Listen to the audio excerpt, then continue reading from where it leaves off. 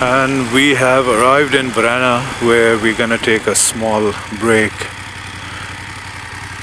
When I say we, I mean us. Maybe there's somebody behind me. So Verona, last year I also came here after getting lost. This time I actually did not get lost. And I also almost missed the exit right at the very end. But yeah, this is Lake Como. It's cloudy. It's gonna stay cloudy, so doesn't bother me. I'm now heading down to the town where I'm gonna take the ferry and cross over and start my journey again. I don't want to miss too much.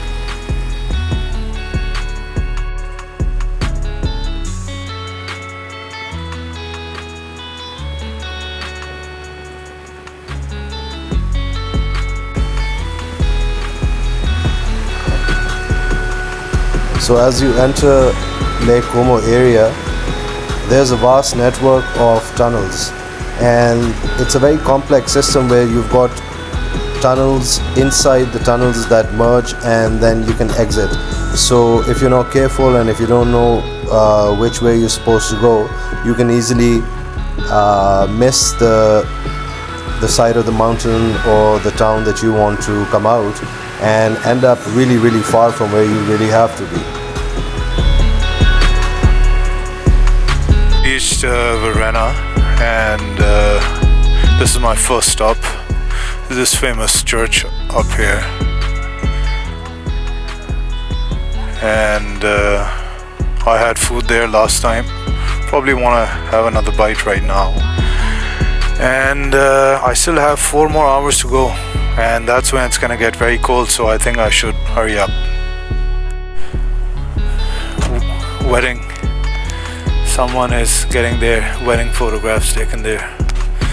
So we're on the boat and ready to rock and roll all the way to Menaggio, and then further up in the Swiss Alps. It's gonna get very cold.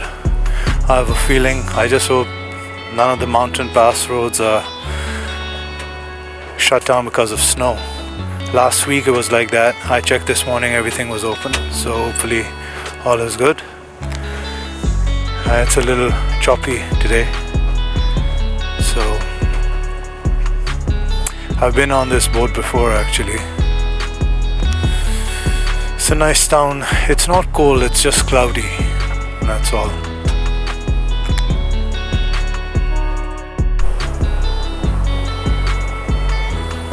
Goodbye Verona. The weather needs to hold on for 5-6 days.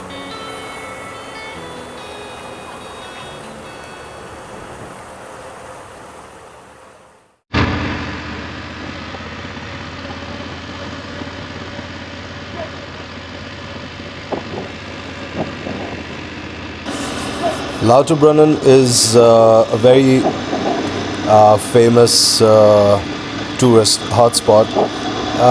The approach to the town is really beautiful. If you cross this road and turn left and go towards the valley, it's a magical place. There's hardly any tourists there, mostly farmland, and you can actually cover a lot of distance in the direction I'm going, but you've got to go towards the left and further down, and you can have a better view of the waterfall from there than this. I particularly wasn't a big fan because it's a typical European tourist hotspot, and I wanted to be away from the people.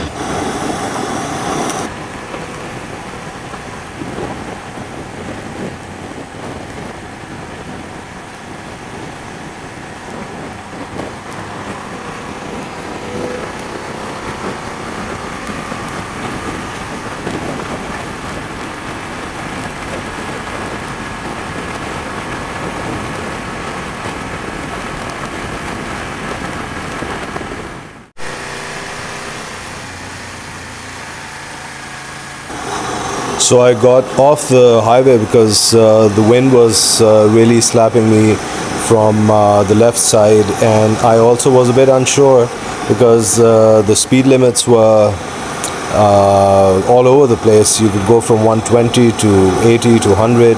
So I wasn't really sure. Plus, I'd covered a lot of distance in good time, and decided to go back on the smaller highway, and got into Quinto, heading towards Andermatt, and nice small typical Swiss town. And I had great views on one side, and layered up because the weather was getting pretty cold. And as I was heading up towards Andermatt, so it was a good decision to take this side road, and also explore this area. This is just before you start climbing up for Gotthard Pass, and I would recommend to take this rather than take the highway.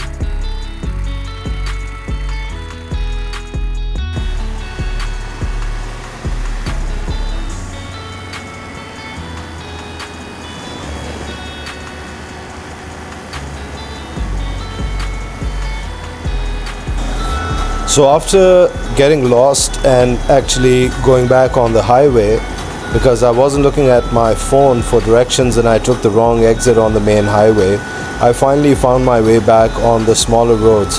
I actually have a mixed opinion about the highways and the smaller. On one side, the smaller roads are much more scenic, but at the same time, you waste a lot of time because you go through these small towns where the speed limit can go from 50 to 80 and then back to 50 and 60, and then you've got these school zones at 30, and you're constantly worried about a speed camera flashing you because you're constantly paranoid. That's one aspect of my entire trip where I was a little paranoid, because in Italy or other parts of the world it's not as strict, but the fines are very steep.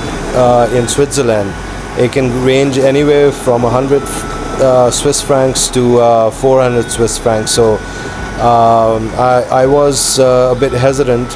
On the highway, at least, you can maintain a constant speed limit. But so I got really tired of stopping and going, so I mixed it up.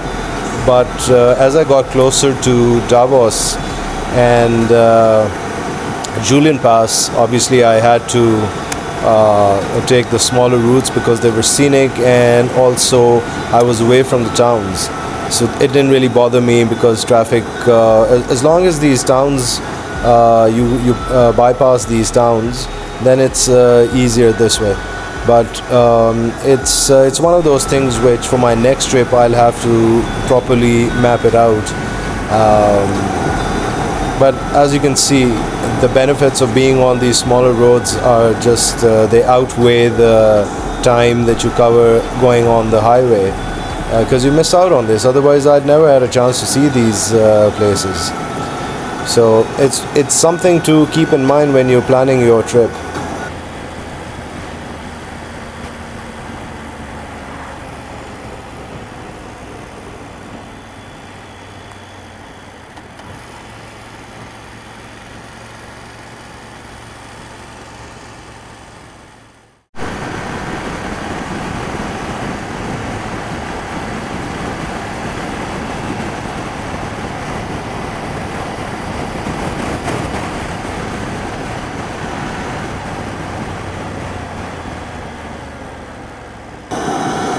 So now I'm entering Julian Pass, just starting to get in that region.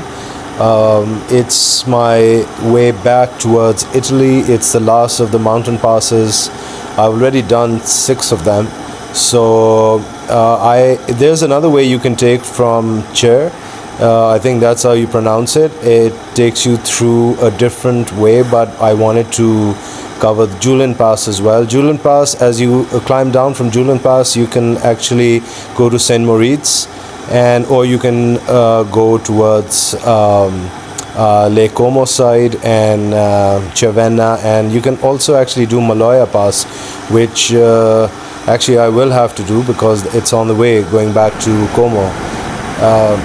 So let's see how this goes, because I've heard a lot about this area, and I've also heard that there's Tiefan Castle on the way, which is worth a detour, but I'm not exactly sure if I will have time to make that detour.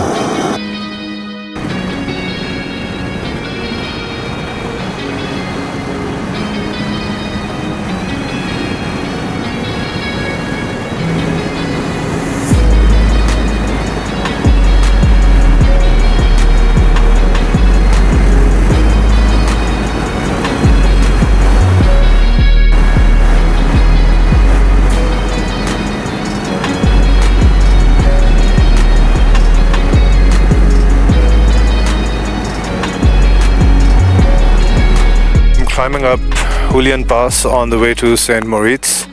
It's a nice, comfortable day to be riding, and windy. Is quite windy actually, and I had to get off the highway to get into the smaller roads because the wind was just, it was no fun riding it. Some sort of a dam on this lake. 224 megawatt.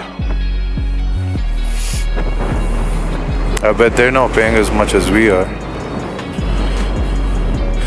So I've got to go all the way across that big white mountain, and then I enter Italy, and that's closing the journey in the next day or two.